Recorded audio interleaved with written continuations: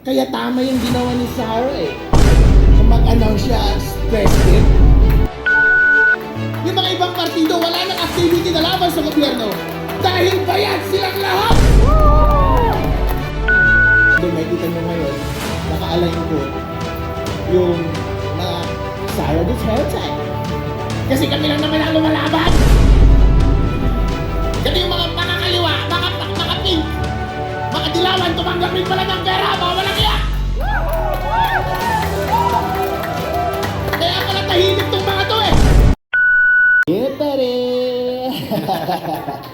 Magandang umaga po sa inyong lahat. Maraming salamat folks sa pag-imbita sa akin dito sa gathering na ito. Galing pa ako ng Isabela, nagbiyahe ako ng 12 hours to come here. Yeah, pare! Woo! Ang haba, nakakapagod. Pero syempre, hindi natin iiwan yung ating mga kakampi dito sa 18 Marines. Dahil love ko sila eh. Kasi kapareho ko yung mga yan, kinakasuhan kami. At naglalahad kami ng katotohanan. At nandito po ako ngayon sa harap ninyo para i-manifest ang aking support para sa kanila at sabihin ko sa harap ninyo na naniniwala ako sa kanilang sinasabi. Ako po si Attorney Harold Respicio. Isa po akong Vice Mayor sa probinsya ng Isabela sa bayan ng Reyna Mercedes. Isa po akong Ilocano at isa po akong elective official. Pero higit sa lahat, isa po akong Pilipino. Hindi po totoo yung sinasabi nila na lahat na sa ating gobyerno ay tumatahimik na lamang at hindi lumalaban. Totoo po. Na ang impluwensya po ng administrasyon na ito ay pervasive at halos lahat ng tao sa ating gobyerno ay kinurap nila. Pati sa aming bayan, kinurap nila. Sila po ay napakalaking scam. Bago po ako pumasok sa gobyerno, first time ko po maging public servant, maging public official this time. Ngayon 2025, before that, nasa private practice ako at nasa private industries lang ako. Pero pagpasok ko dito sa gobyerno, nakita ko po ang laking scam. Bilang abogado, nakita ko yung mga pinakamalaking scam. Pero ang pinakamalaking scam sa buong Pilipinas ay ang ating gobyerno. At lahat sila ay sama-sama. At iisa ang ulo. At ang biktima ay ang buong taong bayan. Tayo ang nagbabayad ng buwis. Binibigay natin ang lahat ng pera sa kanila para lamang sila ay maghati-hati at magpakasarap. At ma-ensure nila na habang buhay na sila ay nasa kapangyarihan. Yan po ay totoo.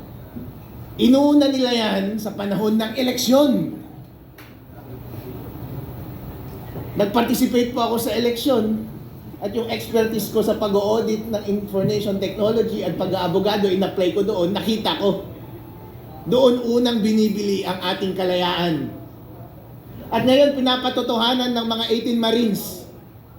Si Saldico, inutusan sila na magbayad kay Chairman George Garcia ng 4 na maleta ng milyong-milyong salapi. Kung imumultiply mo lahat yun, daan-daang milyon po iyon para kay Chairman George Garcia.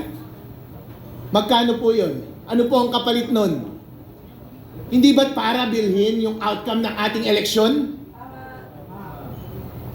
Ang eleksyon na lamang ang tanging mekanismo para ang bawat mamamayang Pilipino ay ma-exercise nila yung kanilang direct power sa bansang Pilipinas.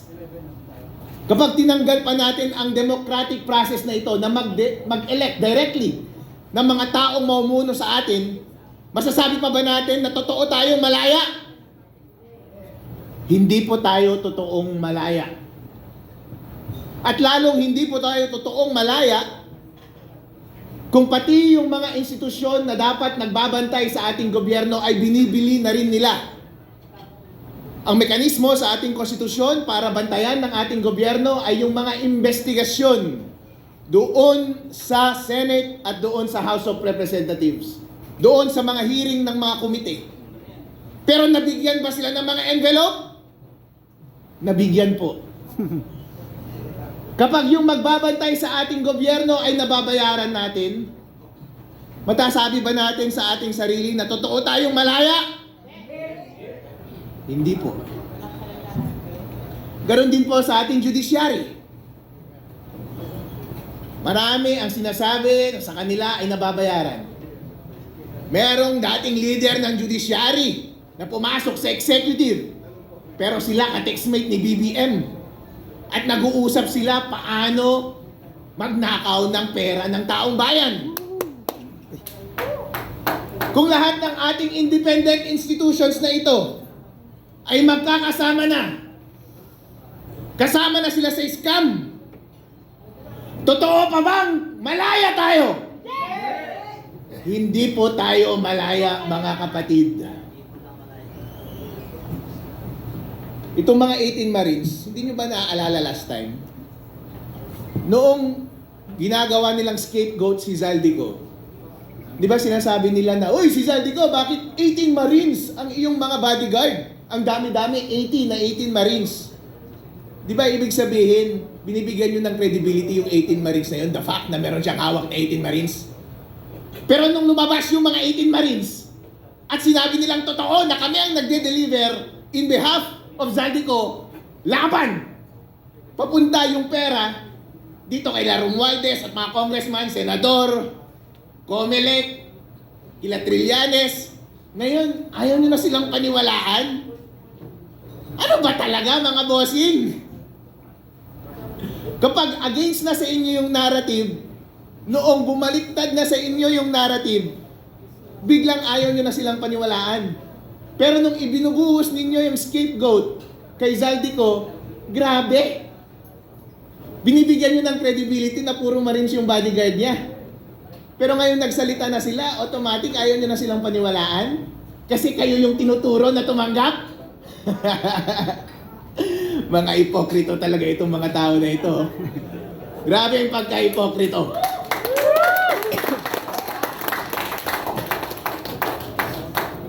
Ngayon ako ay lumalabas dito dahil obligasyon po natin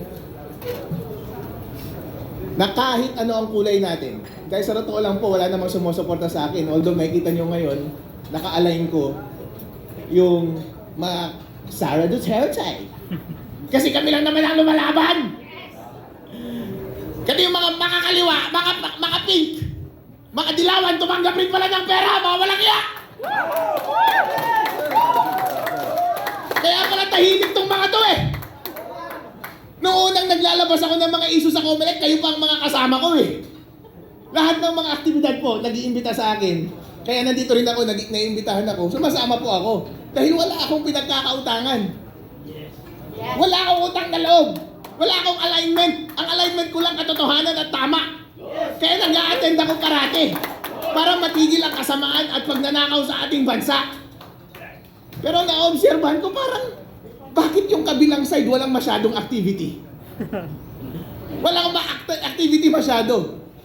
Napapadalas tuloy, napapansin nila, bakit Harold parang dito ka sa opposition na sasama parati? Eh sila lang yung may activity eh, nalaban sa gobyerno. Yung mga ibang partido, wala nang activity na laban sa gobyerno. Dahil bayad silang lahat! Woo!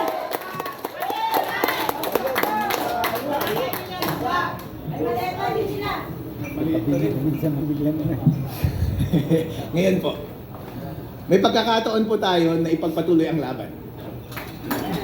Kapag tayo po ay tahimik, deserve natin na mag-govern tayo ng mga kasamaan, hindi ba? At ganun din actually kapag refuse natin na mamuno, deserve natin na mag-govern tayo ng mga mas bobo, ng mga kurap, at magnanakaw sa ating bansa. Kaya mahalaga na tayo ay magsalita, na mag-participate at i-take up natin yung responsibility na pamunuan ng tama ang ating bansa. Kaya tama yung ginawa ni Sara eh, nung mag-announce siya as president.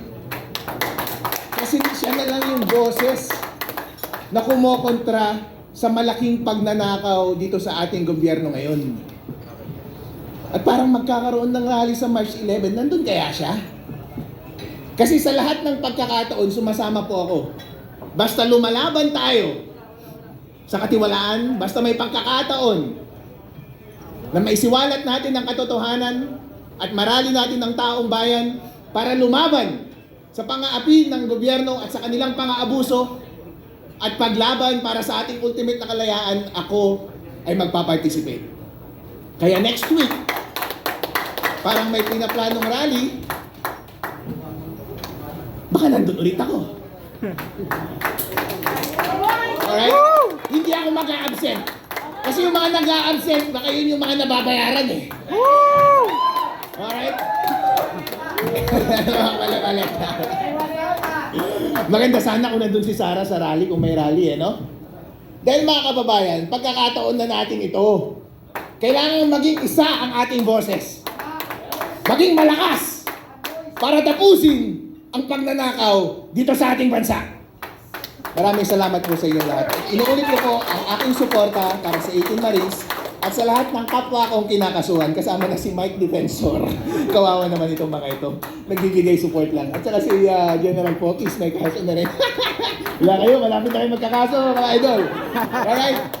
Pero wag po tayong bumitaw. Sama-sama po tayo na lumaban laban sa kasamaan sa ating bansa.